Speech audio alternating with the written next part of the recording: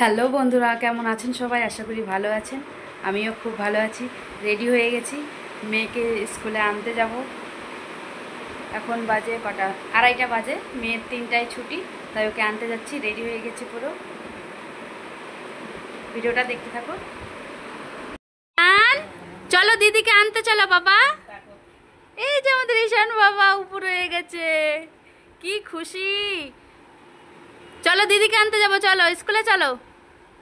দিদির স্কুলে যাবে তুমি? চলো চলো, থাকো। টাটা ঈশান, টাটা। এইদিকে এইদিকে এইদিকে। বেরিয়ে পড়লাম, নিতে বেরিয়ে পড়লাম। বিডিও অফিসের পিছন দিয়ে আমি যাচ্ছি। এটা হচ্ছে বিডিও অফিস, এটা হচ্ছে পিছনের রাস্তা। যারা পাকুয়াবাসী তারা তো জানোই এই রাস্তাটা চেনে। এটা মেয়ের স্কুলের কাছাকাছি একটা রাস্তা।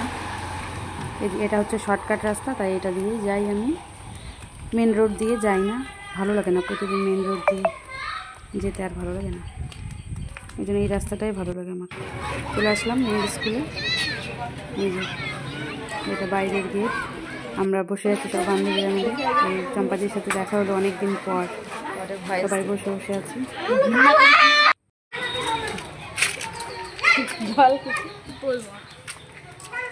মুখটা পুরো কালো হয়ে গেছে সারাদিন স্কুল করে। মেয়ের স্কুল ছুটি হয়ে গেল। কেমন লাগলো?